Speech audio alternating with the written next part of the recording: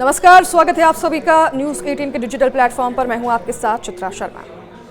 Doctor Narendra John केम को police ने सोमवार को उत्तर प्रदेश के प्रयागराज से गिरफ्तार कर लिया है। यह वही डॉक्टर है जिनके सर कई लोगों की मौत का जिम्मा है, वही डॉक्टर जिसने फर्जी डिग्री पर कई लोगों की जान ली है। दमोह के मिशन अस्पताल के London return doctor Narendra Yadav की करतूतें अब धीरे धीरे ही सही पर सामने आ रही हैं।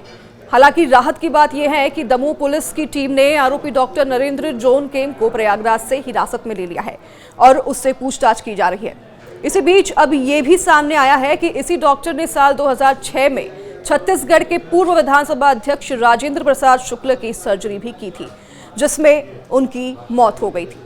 अब उनके बेटे हाईकोर्ट के सेवानिवृत्त जस्टिस अनिल शुक्ला ने पूरे मामले की न्यायिक जांच कराने की मांग की है। दूसरी तरफ राष्ट्रीय मानव अधिकार आयोग ने भी इस मामले पर रिपोर्ट मांग ली है। दरअसल दमोह में एक नामी अस्पताल है, नाम है मिशन अस्पताल।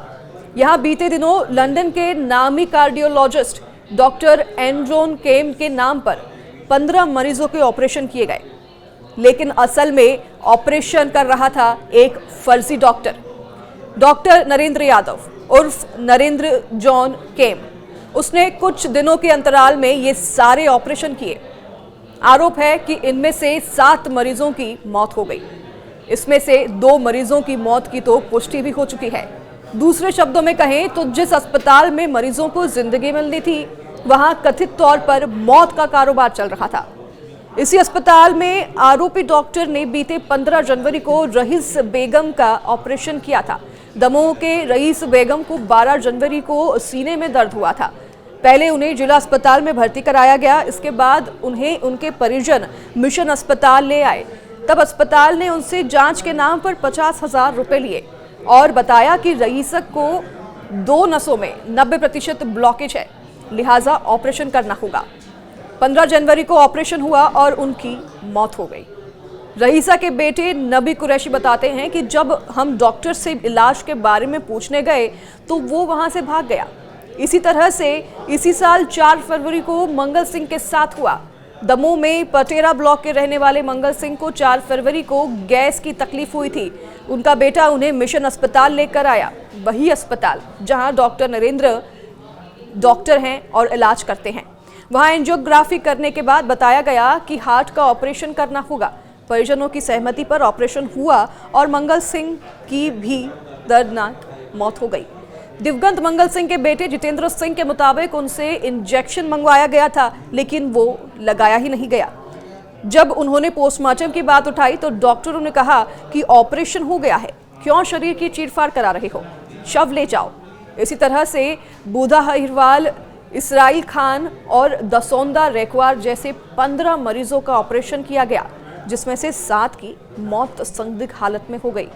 कुल मिलाकर इस कथित डॉक्टर ने सिर्फ इलाज नहीं किया, बल्कि एक के बाद एक आम लोगों के शरीरों पर प्रैक्टिस भी की। 15 दिल के मरीजों की सर्जरी की, जिनमें 15 दिल के मरीजों की सर्जरी की, जिनमें 7 की मौत हो गई। इनके परिवार वाले इलाज की फाइल मांगते रहे, लेकिन अस्पताल ने जवाब में दिया सिर्फ चुप्पी। जिले में भी स्वास्थ्य महकमे को चलाने वालों को इसकी शिकायत मिली 20 फरवरी को, लेकिन नोटिस भेजा गया पूरे 40 दिन बाद। तब जाकर इस नकली डॉक्टर का राज खुला। अस्पताल अब जाकर वो ठीकरा प्लेसमेंट एजेंसी पर फोड़ रहे हैं। अस्पताल प्रशासन का कहना है कि आरोपी ने उनके यहां भी चोरी की है। छानबीन हुई तो पता चला कि आरोपी डॉक्टर का आधार कार्ड पर नाम है नरेंद्र विक्रमादित्य यादव और वो देहरादून का रहने वाला है। डिग्रियों के नाम पर उसके पास एक MBBS की डिग्री आंध्र प्रदेश से है। उसके बाद 3 MD और कार्डियोलॉजी की डिग्रियां बिना किसी रजिस्ट्रेशन नंबर के हैं। बताया गया कि उसने कलकत्ता, दार्जिलिंग और UK से कथित तौर पर डिग्रियां ली हैं। बहरहाल इतने लोगों की मौत के बाद CMHO कोतवाली पहुंचे और अब जाकर आरोपी डॉक्टर के खिलाफ मामला दर्ज हुआ है। वैसे ये पहला मामला नहीं है जब डॉक्टर नरेंद्र यादव विवादों में घिरे हों। साल 2006 में बिलासपुर के बड़े निजी अस्पताल में भी ऐसी ही घटना हुई थी। उस वक्त छत्तीसगढ़ के पूर्व विधानसभा अध्यक्ष राजेंद्र प्रसाद शुक्ल की सर्जरी करते समय उनकी मौत हो गई थी।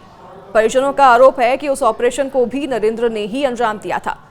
इस मामले में अपोलो बिलासपुर के जनसंपर्क अधिकारी देवेश गोपाल का कहना है, इसमें कई अधिकारियों का कहना है कि यह काफी पुरानी बात है। 18 से 19 साल पुराने दस्तावेज चेक करने के बाद ही ये कुछ बता पाएंगे। उस वक्त क्या हुआ था ये डॉक्यूमेंट्स देखने के बाद ही पता चलेगा। अब सवाल ये नहीं कि डॉक्टर फर्जी था, सवाल ये है कि उसे फर्जी इलाज करने की छूट किसने दी। वो लोग जो भरोसे के पहरेदार थे क्यों खामोश रहे। और आज जब कई लोगों की मौत हमारे सामने है तो क्या कोई सिस्टम इसकी जिम्मेदारी लेगा, या फिर ये कहानी भी किसी और की मौत के इंतजार में फाइलों में बंद हो जाएगी। आपकी राय हमें कमेंट में जरूर बताइए। नमस्कार।